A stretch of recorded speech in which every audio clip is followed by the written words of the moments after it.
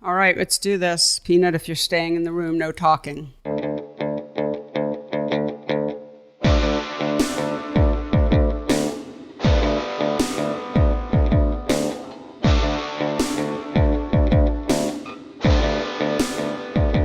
Hello, and welcome to the PhotoWork podcast, the talky and touchy-feely version of my book, PhotoWork, 40 Photographers on Process and Practice. Hello, everyone. I'm Sasha Wolf, recording today on the Upper West Side at the home base.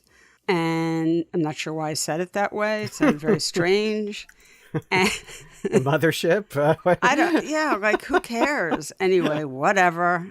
So we've already heard him. He's made his presence known. Joining me, as always, my friend and producer, the Sundance Kid of New Jersey. I don't even know what that means. I mean, I'm not really Butch Cassidy, although a lot of jokes could be made there. Michael Chauvin Dalton. Hello, Michael. Hello. Hi there. How are you? I'm doing all right. Living life? Yeah. Winding down the semester, living life, and, that's it. All right. I don't have more.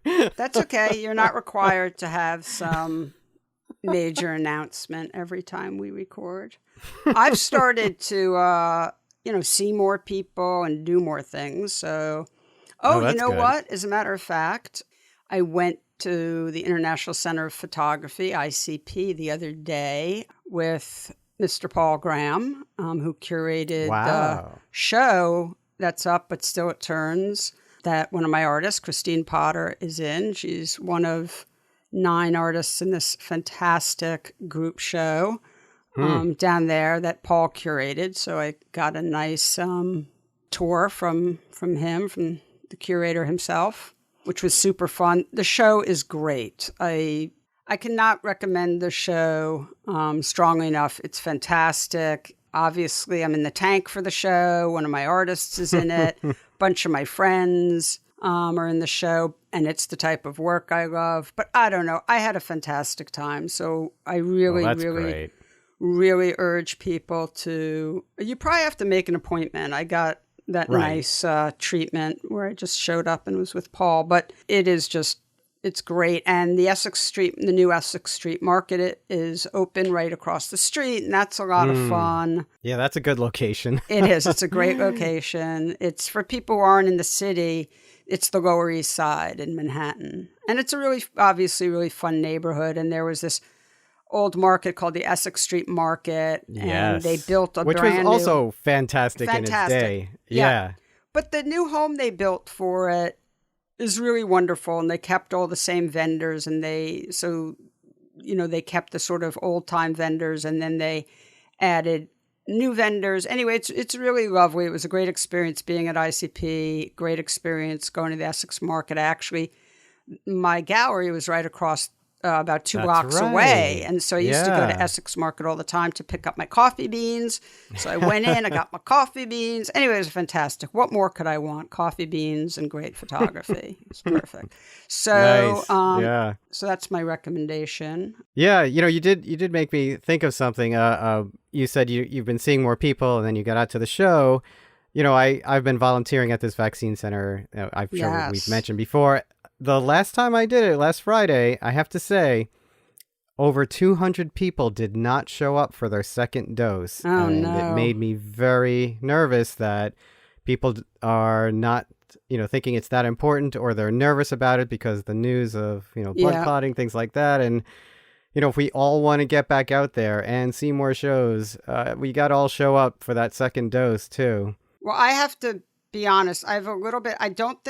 I'm not at all by nature a pessimist, but I don't feel pessimistic about this. I feel like my usual lane of the realist that I am. But I do think there's a chance that because so many people in the United States are choosing not to be vaccinated, that we may have some issues. And so let's just say if there was another lockdown in 6 months or a year, I would not be shocked. So I'm getting stuff in. I'm planning a couple of trips. I'm just not putting stuff off now that I really want to do, especially when it involves seeing people that I love that I haven't seen for a while, because I think we're in a precarious place, and it's great to celebrate right now. And anyone who's been vaccinated and is feeling, that sense of freedom, it's wonderful, full stop.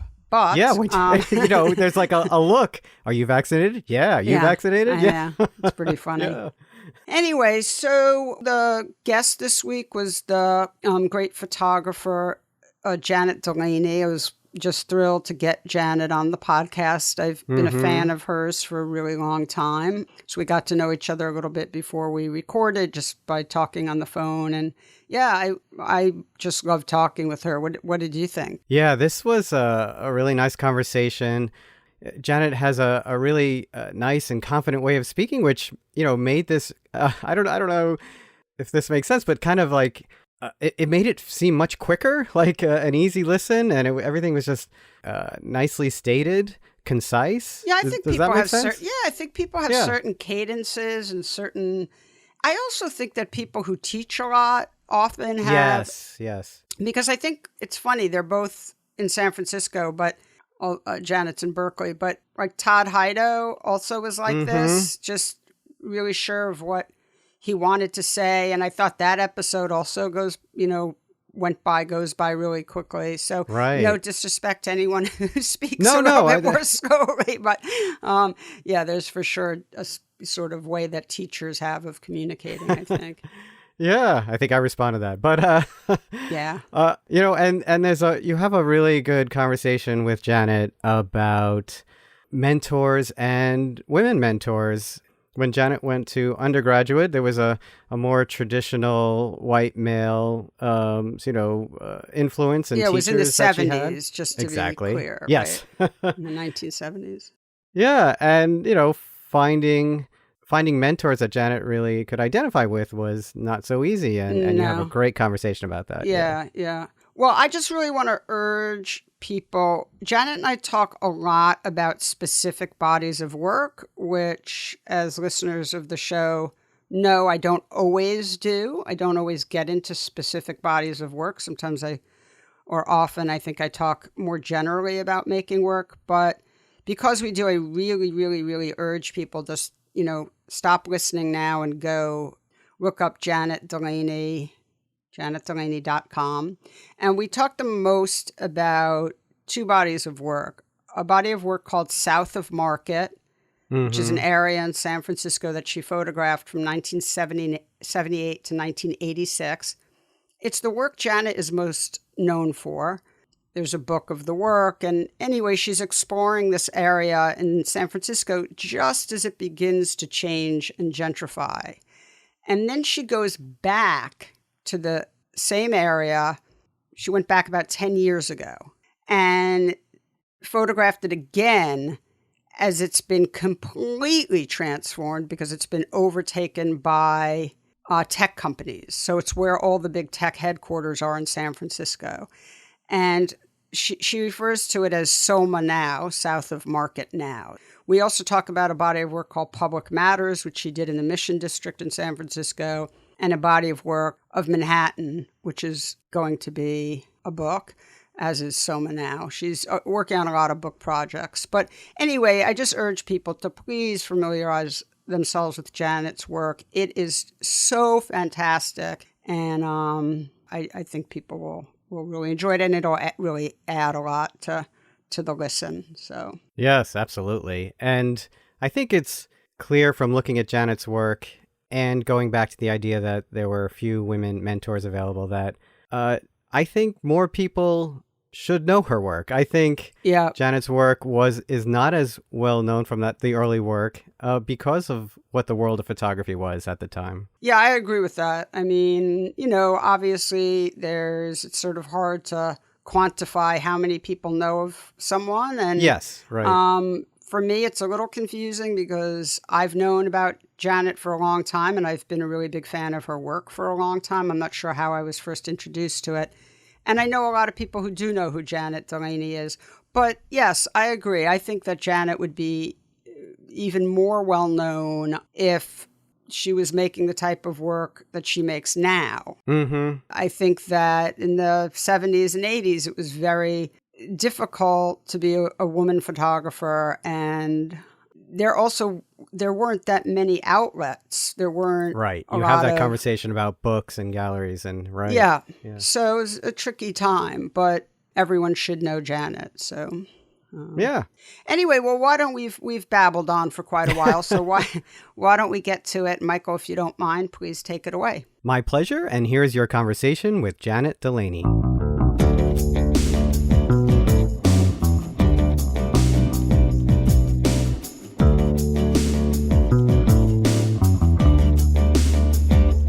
Janet Delaney, welcome to the PhotoWork podcast, and it's fantastic to have you on the podcast because I've been a big fan of your work for a really long time, but I've never met you. I don't think we've met. We started talking when I reached out to ask you if you would do this, and then I've been lucky enough to get to rap with you a few times. So this is my formula for making friends, basically. It's a good one.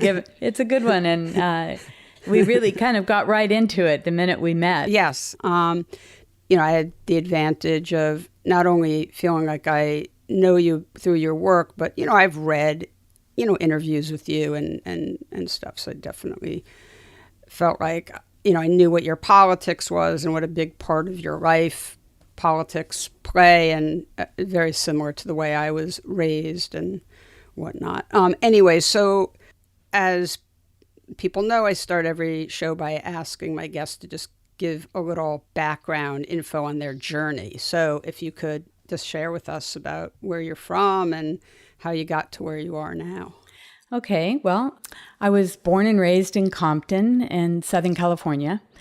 I ended up in my final year of high school, in actually quite a large high school in Long Beach, and that's where I took my first photo class. And I kind of looking back on it, I think that was very pivotal because I was really lost. I was a bit of a loner through all of this, and I just latched on to the camera as a reason to be, out on my own.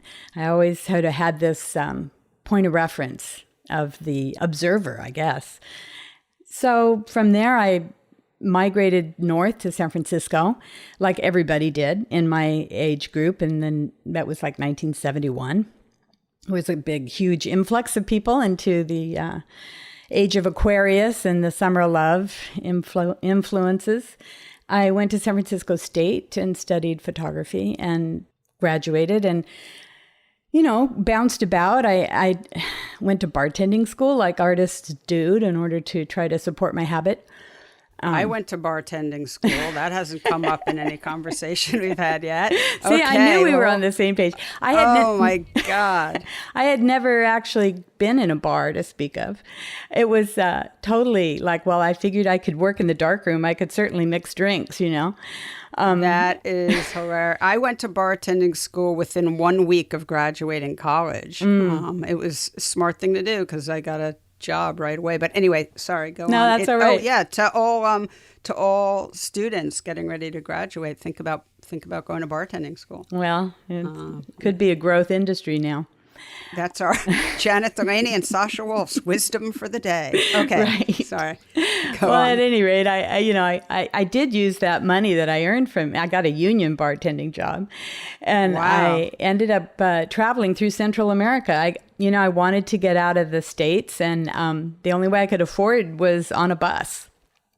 So I took a bus all through Central America for about a 6-month journey. I was also really motivated to learn another language, and Spanish seemed like a really practical way to go. So I did like a total immersion in Spanish and traveled and got really actually very fluent at that moment in time. It's kind of dissipated some.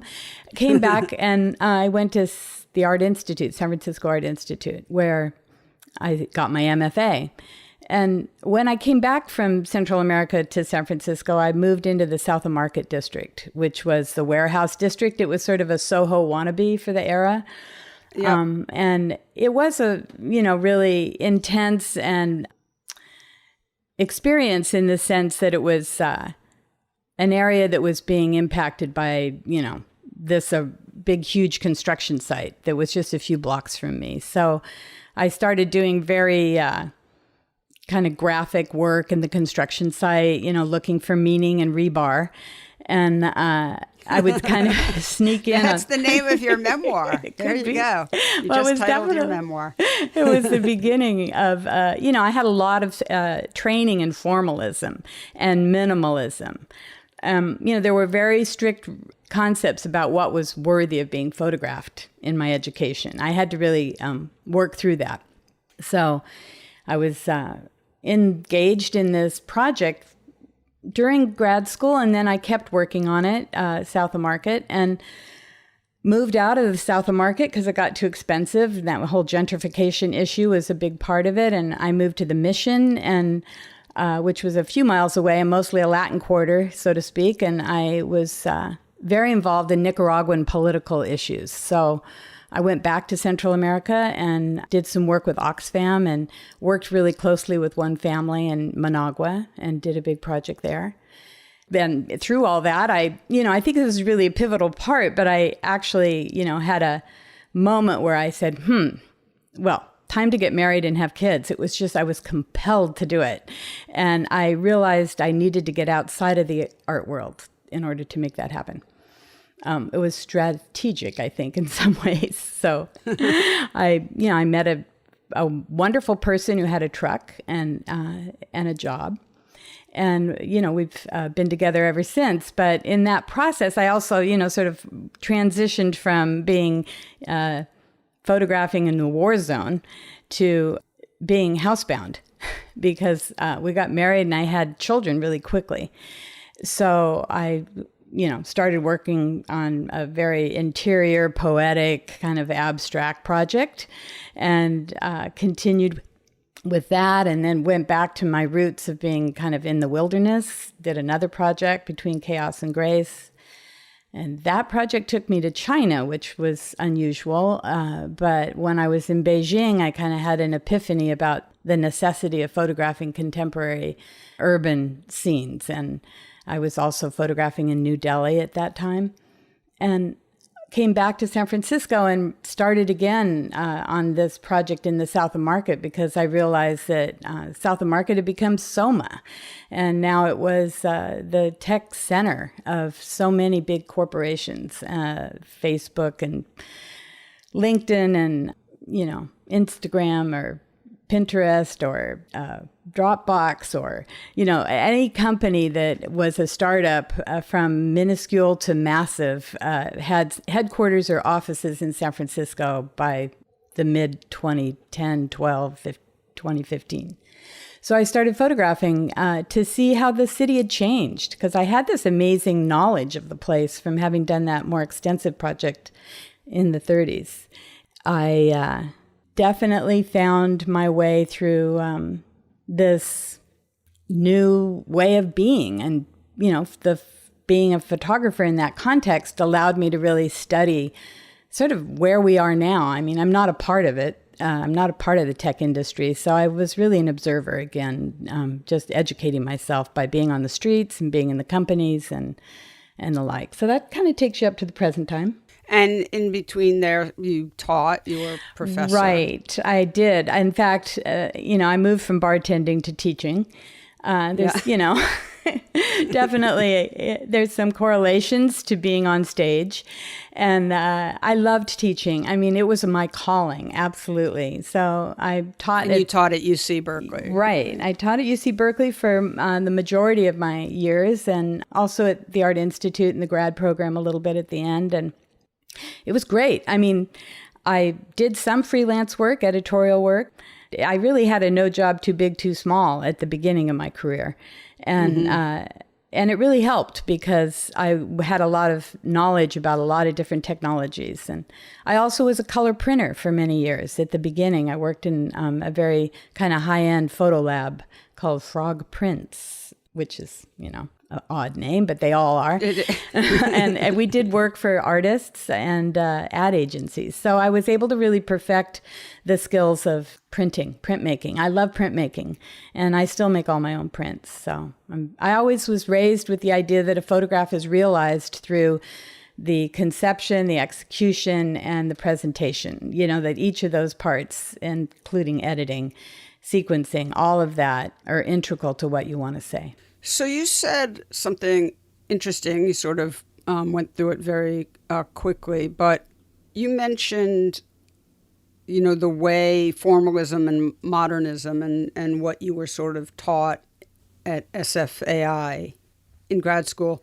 Can you talk more about that? That I'm really curious. Like, who were your professors and who were you looking at, and what type of pictures were you supposed to be, or did you feel like you were supposed to be making? I would say this is more an undergraduate program because, I was studying with people who were like, 1 degree removed from Ansel Adams, and, F-64 group was, Edward Weston was sort of the holy grail, and you were supposed to take pictures that sort of transcended, and I wasn't ever really sure, why one did and one didn't, but, mostly, to be honest, the white men that taught me had some feeling about when they worked and when they didn't work. And I was supposed to figure it out. I kind of snuck off to a documentary filmmaking class when no one was looking, but there was a very strong movement. Well, Louis Baltz was, quite a big presence in all of this. Yep. And there was a kind of holy grail of the black and white silver gelatin print that one needed to produce. So, the rigorous technical approach was really held up high. And, my break of 4 years and my travel to Central America really gave me a whole nother perspective and educated me in a lot of ways. And the Art Institute was always very different than San Francisco State. They were across town. You'd think they were across the world from one another conceptually and how they executed things. While we were over there with our view cameras, they were trying to get more grain in their 35 millimeter pictures in the 70s, So, but when I showed up to the Art Institute, I was studying with Larry Sultan and Reagan Louie and Linda Connor. And it was much more open-ended. I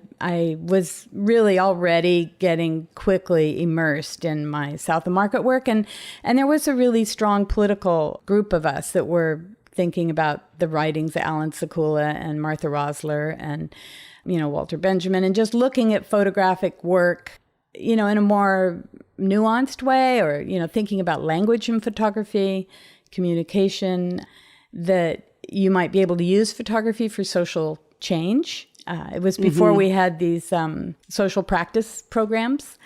I might have fit well into a social practice program, but I do love the medium. I love the tactile, visceral quality of a beautiful print, and I love the optics and the lens and the moment and the time.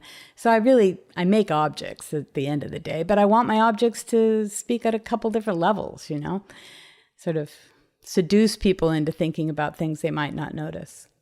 So let's go through sort of the evolution of your main bodies of work, because I think it's important to get to where you are today and some of the book projects that are circling around. So can you go through the sort of order of your main bodies of work? Well, I started off, I would say the one best known, the first one that I did was South of Market. And that was pretty much 1978 to 86. As I was finishing up the South of Market work, I had moved to the Mission, and that's where I worked on the images that became Public Matters. And I wasn't thinking I was making a particular project with Public Matters. With South of Market, I had a really clear intention of bringing focus on the issue of gentrification and who the neighborhood was and how they were going to be impacted by new construction. And I was, quite clearly defining myself as a narrator to that issue. The work in the Mission was more of just a relaxed, wow, I'm surrounded by this community. It's pretty active. I love being on the street. Not many people are photographing here. I'm just taking pictures. because while I was very open-endedly enjoying my photographic San Francisco world, I was very diligently working on a project in Nicaragua that was actually granted from the NEA funds to produce. And I was telling the story of one family in Nicaragua and how they had to deal with the U.S.-supported Contra War that was trying to overthrow the revolution that they were supporting. So I was raising money with my photographs, and I was actually putting the work to function the way I had really hoped the South of Market work would. At the time, the South of Market work just didn't have yet its full experience. It was just a work in a box. It had been shown a little bit, and I'd gotten some grants, but I hadn't seen it become the political work that I'd hoped. So this Nicaraguan project did allow me to have a much more activist position. I used the work to do lots of lectures in lots of different contexts. Then, these other projects, which haven't not yet seen the light of day, but may, of the Housebound and the Between Chaos and Grace followed. But I have to take a detour here because I often work on multiple things. And while I was in the Mission District photographing for Public Matters and in Nicaragua doing that other work, I was also going back and forth to New York City. And now I'm bringing that work from the 80s forward, and hopefully that will be published in the next year or so. I would go to New York City sort of in this funny way where a friend of mine would call me up and say, there's a ticket for you. Just show up to the last flight of the night. And I was a courier. So I got these free tickets and I could fly into New York City, and I would sort of just be spilled out into the warehouse district, and I'd bring my Rolleiflex, which was an easy travel camera, and just start photographing. I had a friend I stayed with on Water Street, and I, just fell in love with being in a big, busy city. I realized just the intensity was so intoxicating for me, and I just, wandered the streets and photographed. And that work just went into a box, and it did not do anything. I just was busy with other things. Like I said, I had children. I was working full time and taking care of my aging parents full time. And I, had a lot of work, just kept piling up around me because I kept making pictures, but I couldn't get the work out into the world, so to speak. So I'm doing that now. Yeah, I mean, I know, incredibly busy now with all these projects and the Lower Manhattan Book Project, and then hopefully there'll be a book of the SoMA Now, which is the South of Market Now, as an accompaniment, and a brand new project. But, it sort of works, obviously, with the original South of Market project.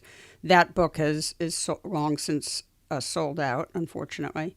But there's so many things here that I think are really interesting, not the least of which is just this way of working, that not everything has to happen all at once, and that it's fine for things to sit and then, reappear decades later. But I wonder if, I recognize what you're saying, that you were really busy and it sounds like life was really fulfilling. But I wonder, I haven't asked you this when we've talked before, but do you think that some of that work would have come out sooner if there'd been a sort of better structures in place? I mean, I guess what I'm getting at is, during that time, photography really wasn't the commodity it is now, wasn't, as welcome a part of the greater art world as it is now. And so there weren't that many photo galleries,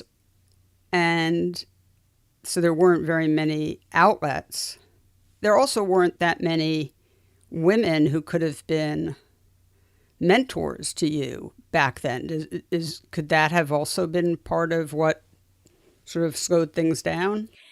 Well, I was definitely trying to get the work out, and you're right. It was not as fluid as it is now with the advent of the internet and the communications that we have.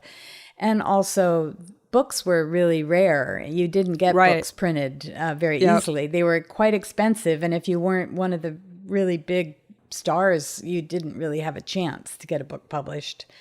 So the competition was significant. And, maybe some of the work got some value by sitting over time, and it came out at the time it should come out.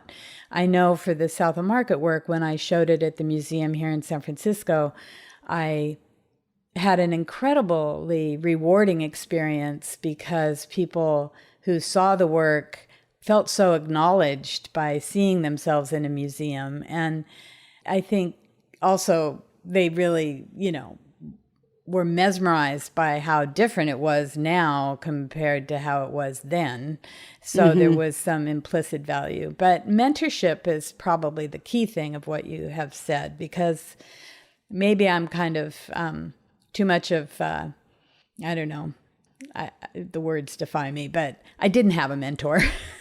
Yeah. And I really wanted one. And I, hardly had any women teaching me. And I didn't really know many women that had any capacity in the, as in the commercial art world, for sure, to kind of guide me in. And I have compensated for that probably overly. So anyone who calls, I'm like, okay, let's see what we can do here. I think you're the Uber mentor. It's so important. Yeah. Well, I really feel committed to doing it, and I have a strong belief in it, and I think we all have to bring each other up. There's not many seats at the table if you're all looking for galleries and museum shows and book publishing. Those are obviously held up as the, bar, but I think there's so many other ways that we can enjoy the medium. And so during that, long period when I wasn't engaged in this, I was showing work in any way I could, and I was sharing it in unusual venues, and I was making books by hand. Every project I've done, I've made a maquette of some sort, because that's kind of how I see my work. I had thought about filmmaking, but I realized again that I was such a loner that I really had to work independently, but storytelling and books, go hand in hand. So that was always a part of my medium. So one thing I wanted to ask you about is just how do you sort of, I think of you as someone who's really a master of color palette, light, foreground, background. Your pictures are incredibly formal, I think, whether they're interior or exterior pictures. But you do have, when you're shooting outdoors and you're using natural light, it's often really just, you make such incredible use of it and often create really incredible depth in your pictures. And there's a lot of different, layers there. And, obviously when you shoot indoors, especially with artificial light, you sort of lose some of that grandeur. But in the new body of work, there's a lot of indoor pictures because it just is important for this project. But do you feel like as happy giving up some of the things you get when you're shooting outdoors, or like are you thinking like, oh, I know this may not be as sort of cinematic, or it may not have that depth or as many layers, but obviously it's really important to the project? I mean, I know that's the answer, but I guess I'm just curious how you think about it. I mean, because you have such a gift for, so I just wonder how you think about the balance of subject, versus form. I think if we're talking about like the current work right now. Yeah. It's a question for me. It was a question of wanting to create a stage and to understand the geography of SoMA Now, to set to put the setting into place of where these things were happening. But I didn't just want to be on the outside. I wanted to get inside, because cities operate on so many different layers and levels, and to really know a place, to have images of what was going on inside seemed very essential. And I wanted to have images of people and have a sense of what their houses look like and what business looked like, and in particular, what work looks like now. Yeah, and that's what I'm thinking. The thing is, work looks very different now. It isn't as seductive in a certain way because it isn't beautiful, romantic factories. It's rooms full of computers. And It was really tricky to get into those spaces because they were quite private, and you had to navigate through lawyers and get permissions. And so in the work environment, sometimes I had to, really work with what I could get. But I didn't feel that it was a compromise, because I oftentimes, while I was creating this document, would think, what would I want to see 50 or 100 years from now? I want to see inside where people lived and worked, as well as what the streets look like. I mean, I really often think about my projects in historic as a record for the future.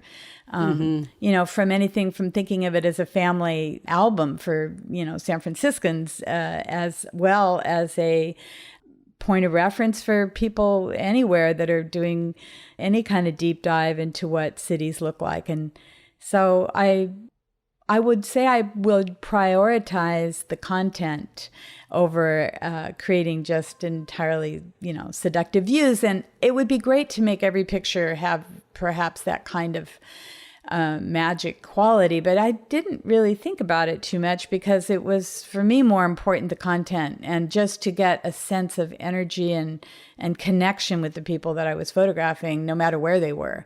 I mean, I actually like it this way. I mean, what's funny is it may have sounded, that question may have sounded critical, but I actually don't think of it that way. So for me, I've been lucky enough to look at your maquette, a PDF of the maquette for this project for SoMA Now, because you sent it to me.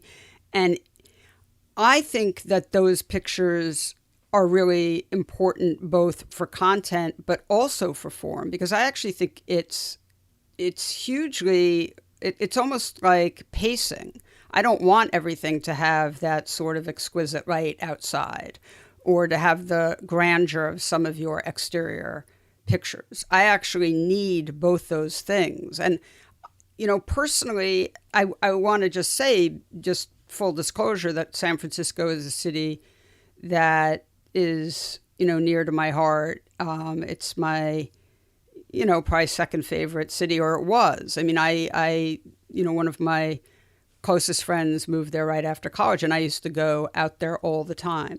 And she was in the Mission. So, I spent a lot of time in the Mission at the end of the 80s and in the early to mid 90s, and watched San Francisco change the way you photographed it. And so this is really connects with me. But having said that, I find this project, first of all, I love the original project, South of Market, and the new project, SoMA Now. I find this work so unbelievably engaging, and I actually think it is perfectly well paced. But I always just wonder, it's like, I just think you have such a gift for, all of these types of photographs. But in a way, I always think it's sort of interesting when someone has to pull back a little bit from, you don't want everything to be sort of over the top, spectacular, and it wouldn't be appropriate for the project. Well, I think that what I'm interested in is being able to utilize a lot of different strategies. It isn't the camera, it isn't the strategy that interests me so much as it is the story.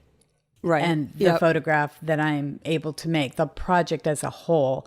And I'll use whatever camera that I need to make the image that I want to have. So in the most recent work, I used the View camera, and I used a Mamiya 7, and I used the 35 millimeter digital camera when that was my only choice because of logistics. So, I feel that there's... for me, I prioritize it in a different way, perhaps, than someone else who might feel that the main thing for them is, the technology and some other transcendent moment that they're making, which I love that work too. But, I'm a storyteller, and that's really where I keep coming back, No, that's what I'm getting at, and that's what I was sort of trying to, arrive at, that being such a top priority for you in your work. And I think it's, I love the way you use different cameras, and you because also when you were shooting in the Mission, you were, and as you said, when you were shooting Lower Manhattan, when you did the Lower Manhattan project, you had your Rolleiflex, which you also used in the Mission Project in Public Matters, right? Those pictures are very different. You're really like a street photographer when you did that work. Right. No, I really needed a break from the arduousness of using the view camera, which was the only thing I used in South of Market. And also I'd sort of run out of money. So it was a compromise to have the 120 film.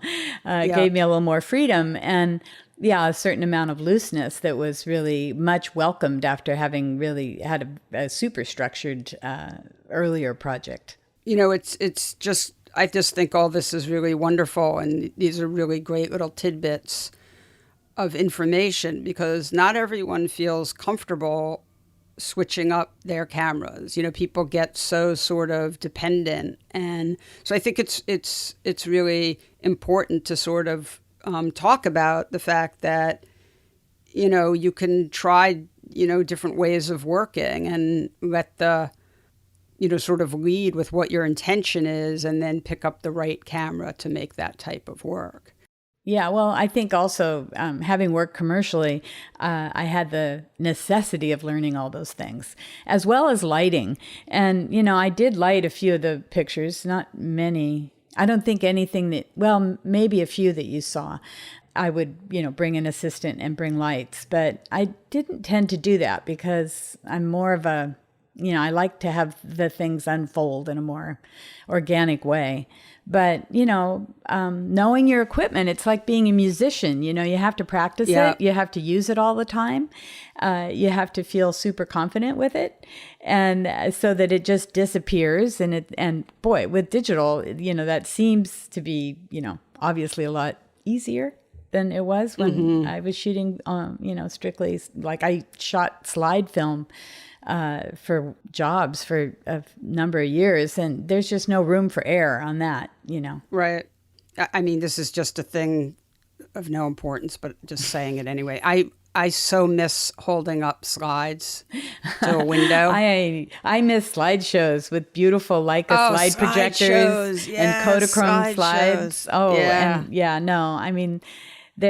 mean, we've come a long way and it's fabulous. And as somebody I made the decision to, leave certain things behind because, as I said, getting work out was more important than being too precious about it. Yeah. But my slide projector was stolen out of my car in front of my house and I went and bought another one, even though I don't think I've ever used it. But I know it's there, and I used to be a whitewater rafter and, so I have all these incredible photographs from having gone through the Grand Canyon and through all the big rivers in the West, and they're all slides, and I always say I'm going to get out and I'm going to do a slideshow.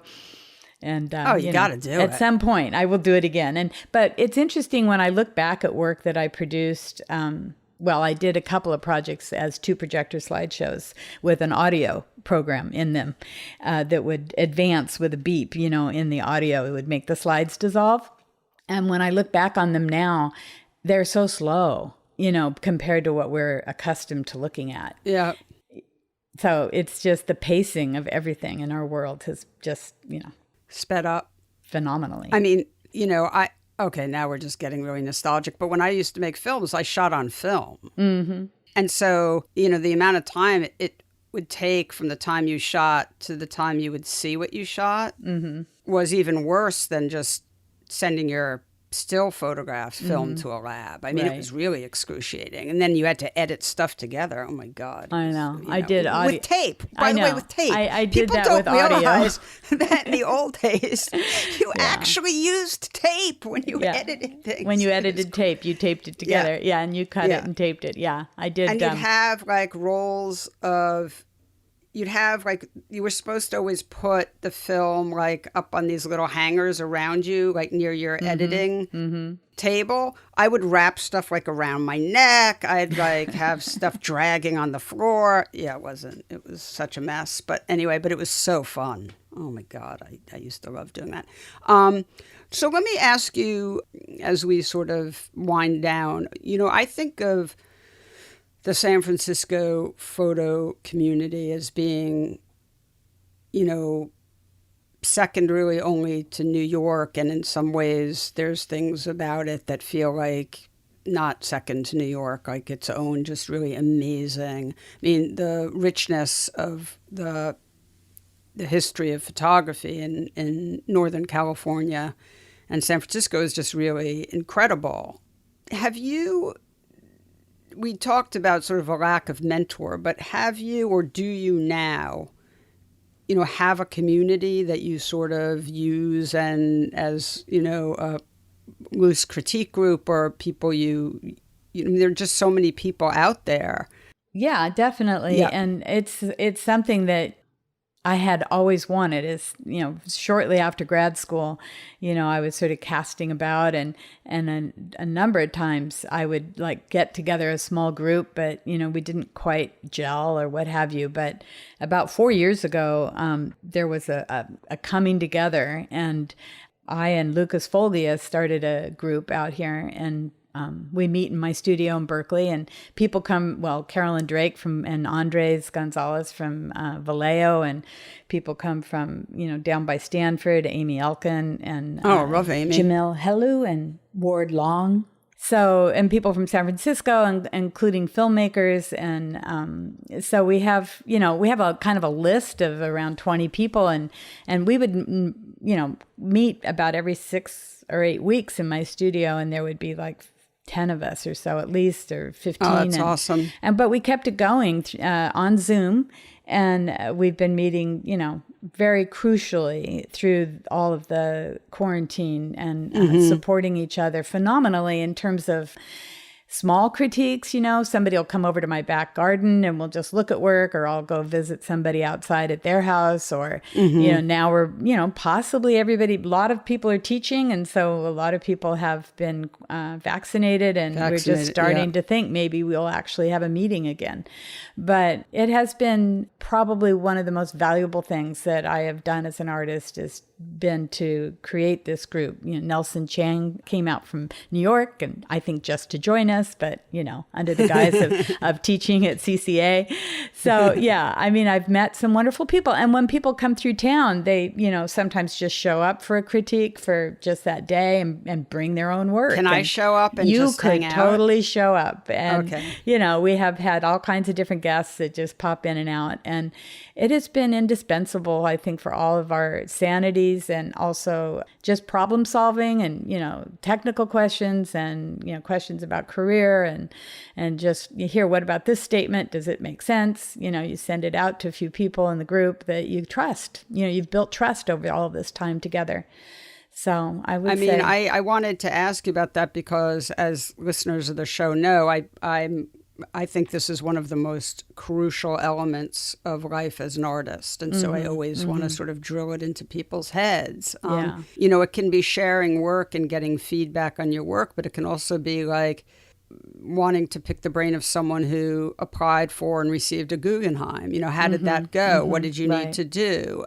So exactly. Community people is have so met crucial. And start, like Mimi Plum has done 2 books. She has another one coming, and a lot of Mimi. The motivations have been through people that she's met in the group. So that's so fantastic. It's been really great. And also, I would say that it doesn't have to be a big group. It could be just a handful of people, and absolutely, and it just has to be people who you respect, whose opinion means something to you. And another really crucial thing in terms of my struggles to kind of keep going through many years of being pretty isolated and living a kind of parallel life of a mother, and having an entirely different group of friends. I would go to things like PhotoFest or Photo Lucida, and it would create a structure so that I would have a deadline. And I always got something out of it. I don't know how they are working them now, but at the time in the 90s, PhotoFest was pretty fun, and it was pretty wild. Oh no, they're still fun. I mean, let's just put aside the past year, because that's this was just a hiccup and it'll be over soon. But as someone, I do at least, I would say on average, I do 2 portfolio reviews at photo festivals a year. I always do Filter in Chicago, and I'll be there again the end of September, assuming it happens in person, which I think it will. I love Filter in Chicago, but I've done Photo Fest. I mean, I've done a million of them, Atlanta, New Orleans, and I think they are absolutely fantastic for artists. You know, you don't have to be a kid to do it, you know. Right. You just have no, to it's true. It's yeah. That's the thing about photography that's so phenomenal is people can come in at any point in their lives as long as they're, you know, authentic and serious and are committed. It's a very small but intense community of people. And once absolutely. you know, if somebody else, you just kind of have an instant camaraderie for the most part. Without a doubt. Yeah. Without a doubt. No, I love the photo community. But I think it's really, really important that people know that you really get a lot out. You can build community just from doing a certain amount of portfolio reviews a year, too. So if you're in a place, if you're not in a New York or Chicago or San Francisco, if you're in a more remote area, you can go to these things and start to build your community, even if you're then meeting, you know, over the, you know, it would have been over Skype or whatever. Now it's over Zoom, but, you know, but building that community is so important. Well, I think we could wrap up. I you know, always feel like I can go on with someone I love talking to, but but feel like we've hit a good point. So, Janet, thank you so much welcome. For hanging out. Yeah. It's really, I've known your work for so long, and I just love it so much, and you know, getting to know you a little bit has just been phenomenal, and I'm definitely showing up. I think I'm going to plan my next trip to San Francisco based on your next critique group meeting. So well, I can pop in. We'll make sure that they coalesce. I know it'll be like filled with like people I just admire and really dig. So like, what fun! No, it'll be good. Anyway, take care, be well, and thanks again so much for spending time with me. Oh, it's been my pleasure. Thank you so much. Okay, bye. Bye. PhotoWork with Sasha Wolf is produced by me, Michael Chauvin-Dalton of Real Photo Show. The executive producer is Sasha Wolf, and our theme music is by J. Walter Hawks. You can hear PhotoWork on all your favorite podcast platforms. Please rate and review the show on Apple Podcasts, Stitcher, or Spotify, and be sure to subscribe on any one of those services or wherever you listen to podcasts.